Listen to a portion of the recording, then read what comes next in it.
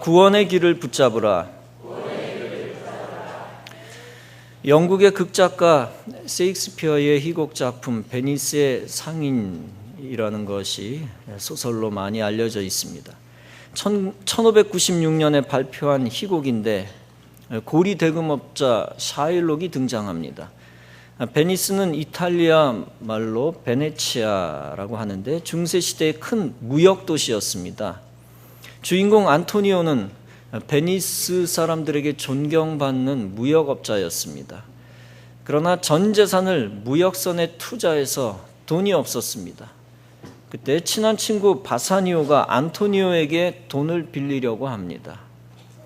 안토니오는 친구를 위해 고리 대금업자 샤일록을 찾아갑니다. 샤일록은 유대인이었는데 안토니오가 과거에 나를 무시했다, 나를 모욕했다라고 여깁니다. 그래서 이 기회에 복수해야 되겠다고 생각하고 다음과 같이 제안을 합니다. 안토니오, 이건 농담이지만 당신이 내 돈을 정해진 날 갚지 않으면 이렇게 약속하는 것이 어떻겠소? 즉, 약속을 어긴 대가로 당신의 몸 가운데 내가 원하는 부분의 살 1파운드를 베어내도 좋다는 것입니다. 안토니오는 대수롭지 않게 여겼습니다. 어차피 2달 후면 무역선이 돌아오기로 되어 있었기 때문입니다. 그래서 마음 놓고 돈을 빌립니다. 그 돈을 가지고 친구 바사니오는 위기를 넘기고 결혼에도 성공합니다. 그러나 안토니오는 배 3척이 모두 침몰되어 파산했다는 청천벽력 같은 소리를 듣습니다. 그래서 급히 베니스로 돌아옵니다. 은혜를 입은 친구 바사니오는 자기 때문에 위험에 처한 안토니오를 구하려고 합니다. 바사니오는 샤일록에게 찾아가 빌린 돈의 몇 배를 주겠다는 파격적인 제안을 합니다. 그러나 악덕업자 샤일록은 계약서에 쓰여 있는 내용대로 이행하라고 요구합니다. 재판관도 샤일록이 가혹하다, 기왕 자비를 베풀라고 샤일록에게 권면합니다. 그러나 샤일록은 애누리 없이 끝내 자기 뜻을 굽히지 않습니다. 결국 재판관은 묘안을 내고 다음과 같이 판결합니다. 그대가 피고의 가슴에서 살 1파운드를 베어내는 것을 베니스 법이 인정하고 법정이 그의 살을 주는 바요. 그러나 샤일록, 내 말을 들으시오. 이 증서에 따르면 피는 단 한 방울도 그대에게 준다고 쓰여 있지 않소. 이제 증서대로 살 1파운드만 베어내시오. 만약 안토니오의 피를 한 방울이라도 흘리게 했을 경우에는 그대의 토지와 재산은 모두 베니스의 법률에 따라 정부에 몰수될 것이오. 알겠소? 피를 한 방울도 흘리지 않고 살 1파운드를 베어내기란 불가능한 일이었습니다. 샤일록은 자신의 행동을 후회하며 빌려준 돈만 받겠다라고 했습니다. 그러나 이번에는 재판관이 이를 거부합니다. 안토니오에 대한 복수심에 눈이 멀어 계약서와 법의 원칙만을 앞세워 고집을 피우다 오히려 재꾀에 당하고 만 것입니다. 여러분, 안토니오가 목숨을 잃을 수 있었던 절대절명의 상황 속에서 문제 해결할 수 있는 열쇠를 누가 가지고 있었습니까? 자기 자신이 자기를 구할 수 있었습니까? 아니면 그의 친구가 그를 그 순간 구해줄 수 있었습니까? 다 불가능한 것이었습니다. 오직 문제 해결의 열쇠는 판사만이 가지고 있었습니다. 판사가 지혜로운 판결을 내렸기 때문에 안토니오는 목숨을 구했을 뿐만 아니라 모든 문제가 자연스럽게 해결되었습니다. 다시 말하면 안토니오에게 있어서 생명 구원의 길은 오직 판사의 판결뿐이었습니다. 그것만이 그에게 은혜였습니다. 오늘 본문의 이스라엘 백성도 이와 마찬가지입니다. 이스라엘이 애굽, 즉 이집트의 노예로 팔려갔습니다. 그곳에서 이미 400년 동안 노예 생활을 하며 고통을 당했습니다. 그곳에서 앞으로도 영원히 이스라엘 백성들이 노예로 살아갈 수밖에 없는 상황이었습니다. 꼼짝없이 잡혀 있었습니다. 그러나 그들은 애굽으로부터 해방되었습니다. 이스라엘 백성들이 강해서 스스로 해방시킨 것이 아닙니다. 또 어떤 이웃민족이 이스라엘 백성들을 도와 탈출시킨 것도 아니었습니다. 그들이 구출되고 해방되었던 유일한 이유는 오직 하나님의 도우심과 은혜였습니다. 특별히 이스라엘 백성을 구원한 마지막 도구는 어린 양의 피였습니다. 이 어린 양의 피의 구약 역사의 배경을 이야기하겠습니다. 이집트 왕 바로는 이스라엘 백성의 사내 아이를 모두 죽이라 하고 명령을 했습니다. 이스라엘 사람 모세의 부모는 모세를 몰래 숨겨 키우다가 더 이상 숨길 수 없었습니다. 그래서 갈대 상자에 담아 나일강에 띄웁니다. 그 갈대 상자가 바로의 공주에게 발견이 되어 아기 모세는 결국 공주의 양자가 되었습니다. 그곳에서 모세는 이집트 왕자로서 이집트의 문물을 익히며 성장했습니다. 그런데 40세가 되었을 때 그의 동족이 노예로 핍박당하는 것을 보다가 이집트 사람을 쳐 죽였습니다.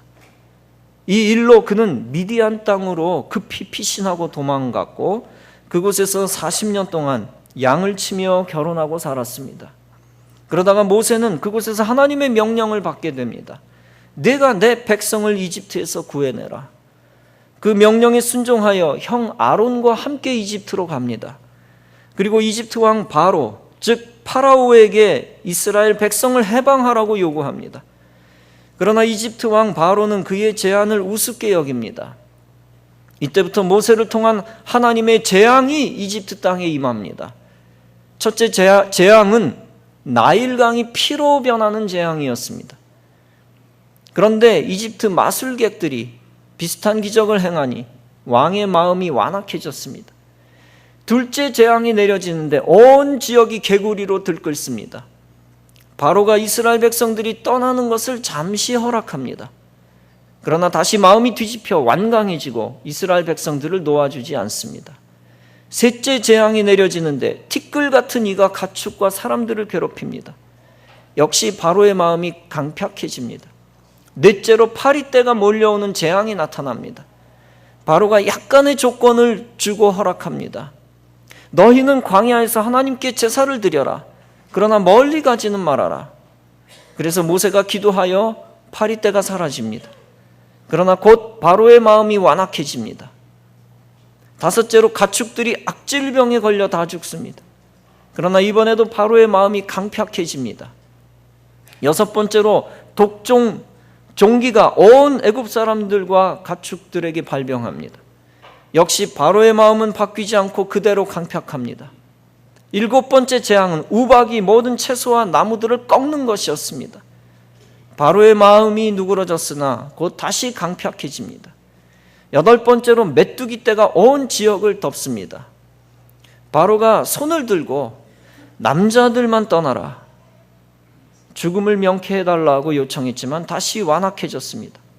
아홉 번째, 어둠이 3일 동안 이집트 땅에 임했습니다. 바로가 양과 소만 남기고 떠나라고 명령했지만 곧 마음이 다시 강팍해졌습니다. 드디어 하나님이 모세에게 명령하십니다. 너는 바로에게 가서 나 여호와가 이렇게 말하라 했다고 하라. 내가 이제 한 가지 재앙을 애굽에 더 내리겠다. 내가 한밤중에 이집트 사람 가운데로 지나갈 것이니 이집트 땅에 있는 처음 난 것들이 모두 죽을 것이다. 바로 왕의 마다들을 비롯하여 맷돌질하는 몸종의 마다들과 모든 짐승의 맏배가 다 죽을 것이다.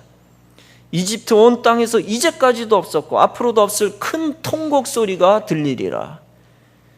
그리고 하나님이 모세와 아론에게 명령하십니다. 온 이스라엘에게 알리어라. 10일 동안 각 가정집마다 어린 양 한 마리씩 준비하여라.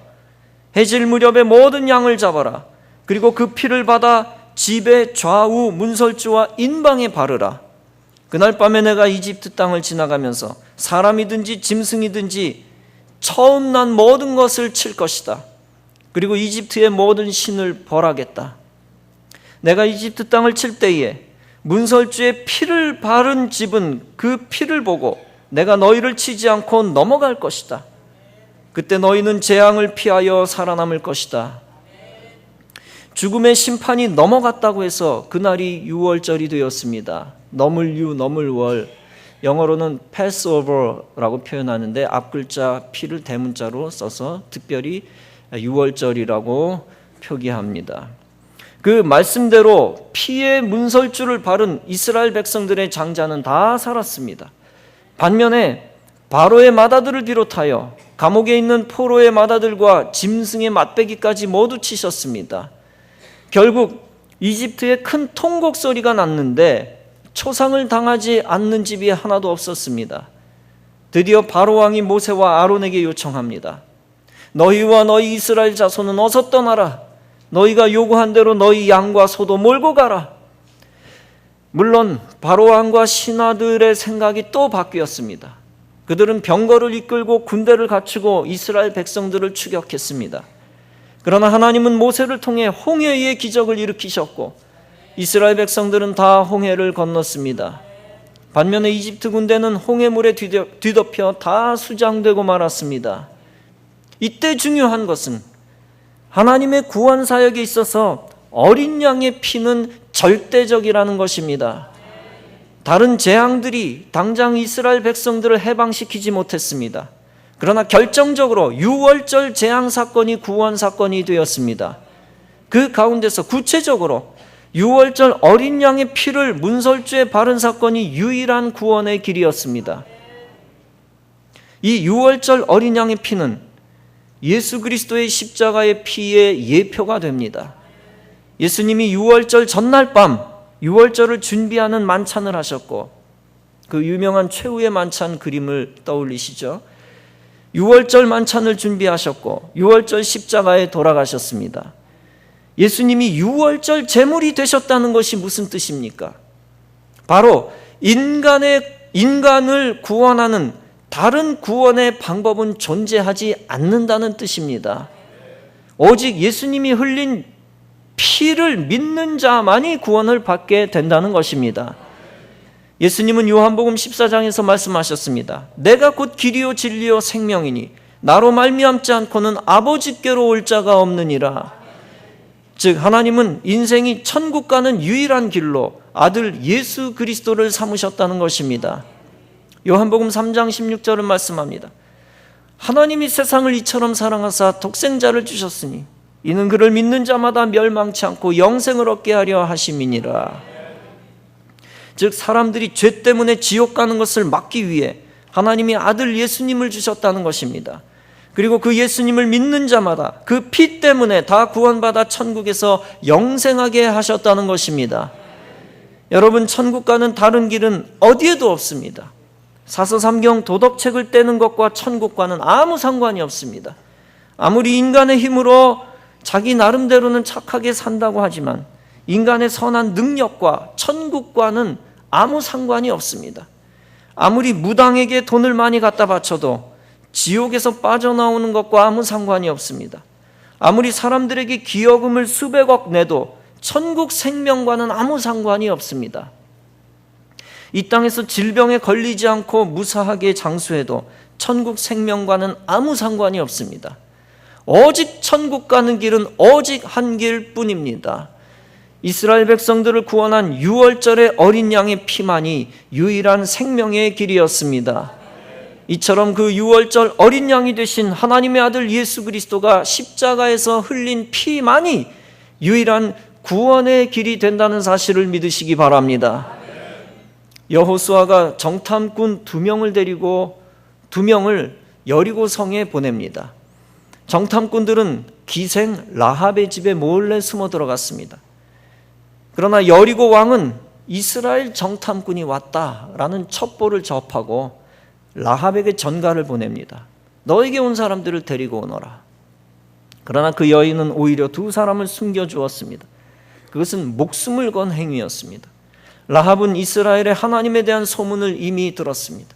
하나님이 크신 능력으로 세계 최강국 애굽의 바로 왕을 누르고 이스라엘을 출애굽시키신 것입니다. 홍해를 육지같이 건너게 하신 것입니다. 또한 광야 생활 40년을 구름 기둥과 불 기둥으로 인도하신 것입니다. 그 오랜 기간 동안 광야에서 만나와 메추라기로 이스라엘을 먹이신 것입니다. 그리고 광야의 전갈과 불뱀과 아말렉으로부터 보호해 주신 것들이었습니다. 라합은 이방인이었지만 하나님의 계획이 이렇게 이루어진다는 것을 믿었습니다.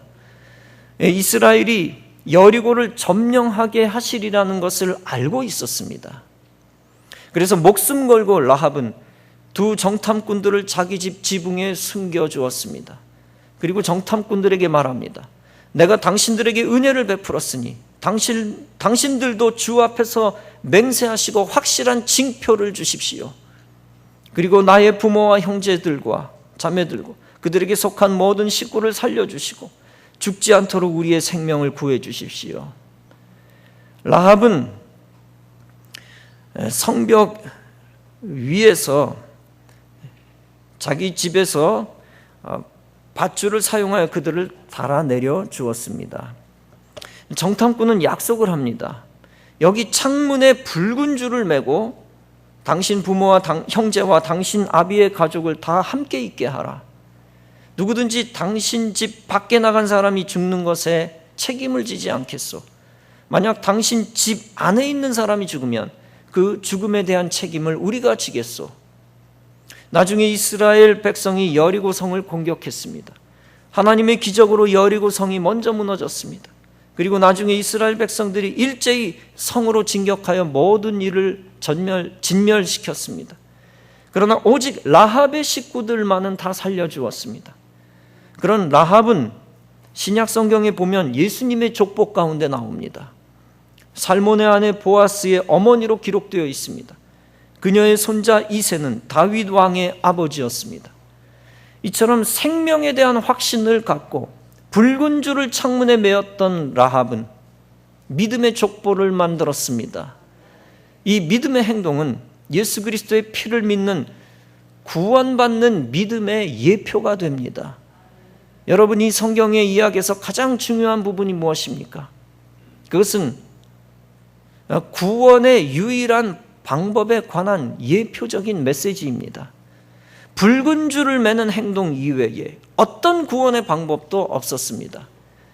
여리고 왕에게 다시 붙어 여리고 왕을 의지해도 죽음뿐입니다. 붉은 줄을 무시하고 붉은 줄 없이 나름대로 굉장한 무기를 준비해도 헛수고입니다. 오직 하나님의 심판의 날에 살아날 길은 오직 정탐꾼이 알려준 방법뿐이었습니다. 여러분, 구원도 이와 마찬가지입니다. 하나님이 우리에게 가르쳐 주신 구원의 방법만이 인간을 구원할 수 있습니다. 사도행전 4장은 말씀합니다. 예수는 너희 건축자들이 버린 돌로서 집 모퉁이의 머릿돌이 되었느니라. 다른 이로서는 구원을 얻을 수 없나니 천하 인간의 구원을 얻을 만한 다른 이름을 우리에게 주신 일이 없음이라.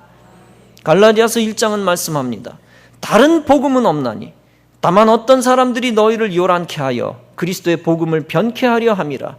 우리가 혹 하늘로부터 온 천사라도 우리가 너희에게 전한 복음 외에 다른 복음을 전하면 저주를 받을지어다.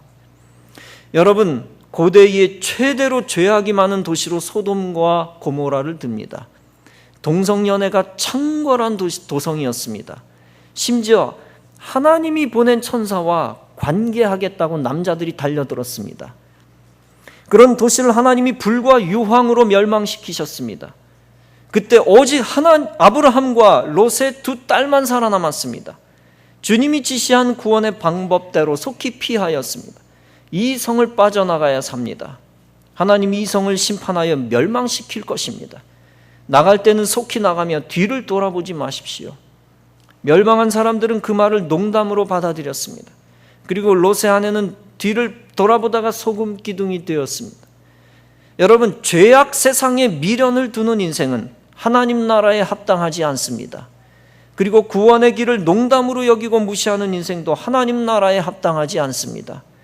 오직 하나님 나라에 합당한 자는 천국에 대한 확신을 가지고 천국을 향해 나아가는 자입니다. 여러분, 구원의 길이 나타났을 때는 반드시 붙잡고 놓치지 말아야 합니다. 성경을 통해, 교회를 통해 주어진 영적 생명 구원의 길을 영원히 일생 붙들고 살아야 합니다. 우리는 노아의 방주에 관한 이야기를 잘 압니다. 태초에 많은 사람이 지구상에 퍼졌습니다. 그러나 모든 사람들이 창조주 하나님을 잊었습니다. 하나님 없는 것처럼 불신으로 경건하게 살았습니다. 세상에 죄악이 가득했습니다. 하나님이 그들을 지구상에서 홍수를 통해 다 도말하기로 결정하셨습니다. 대신 노아와 노아의 식구들을 살리기로 하셨습니다. 그들을 구원하기 위해 그들더러 조선작업, 즉 배를 건조하라고 명령하셨습니다. 노아는 하나님의 명령에 따라 120년 동안 방주를 지었습니다. 아마 세상 사람들에게 구원의 길은 방주밖에 없다고 설득했을 것입니다. 그러나 아무도 그 말을 믿지 않았던 것 같습니다. 그래서 결국 인생 가운데는 노아의 식구들만 방주에 올랐고 모든 인류는 전멸되었습니다. 여러분, 그 순간에 사람들이 목숨을 부지하고 구원받는 방법은 또 무엇이 있었을까요? 어떤 방법도 없었습니다. 아무리 높은 산으로 도망쳐도 소용이 없었습니다. 든든한 건물로 들어가도 소용없었습니다. 지하 벙커를 만들어도 소용없었습니다. 오직 그들이 살아날 수 있는 유일한 방법은 노아가 만든 것과 똑같은 방주에 타는 길 뿐이었습니다. 물론 돛단배도 안 되고 뗏목도 안 되고 범선도 안 되고 오직 노아의 방주와 같은 모양이어야 했습니다. 오직 하나님이 직접 제시한 방법대로 그 설계도대로 방주를 만들고 그 안에 들어가는 길 뿐이었습니다. 여러분, 노아의 방주는 이 시대의 교회입니다. 교회가 세상 안에서 불완전하고 못마땅할 때도 있습니다. 그러나 불완전한 인간 세계 속에서 천국에 이르는 길은 오직 구원의 방주되는 교회밖에 없습니다. 예수 그리스도의 피로 사신 교회만이 구원에 이르는 길로 이끄는 것입니다. 그러므로 신자나 비신자나 할 것 없이 오직 우선 구원의 방주 안에 들어와야 하는 것입니다. 하나님은 하나님이 구원시키고자 하는 인생을 찾아 정하십니다. 그리고 그런 인생이 어떤 일이 있어도 전도자를 만나게 하십니다. 그러므로 우리가 전도하여 만난 것 같아도 하나님이 만나게 하시고 붙여주신 것입니다. 전도자를 만나 교회에 오신 모든 분들 모두 다 교회 안에서 하나님 만나 구원받으시기 바랍니다. 오직 구원의 길을 붙잡으시고 예수님 믿고 영생을 얻으시기 바랍니다. 세상만 바라보다가 세상에서 끝나는 인생 되지 마시고 천국 바라보다가 천국 백성 되시기 바랍니다. 인간만 바라보다가 영원한 어둠 속으로 들어가지 마시고 하나님 바라보다가 영생의 자리에 들어가시기 바랍니다. 세상에서 망하는 길 붙잡지 말고 구원의 길 예수 그리스도만을 붙잡고 구원받고 참 행복을 얻고 하나님께 영광 돌리는 인생이 다 되어지시기를 주님의 이름으로 축원합니다.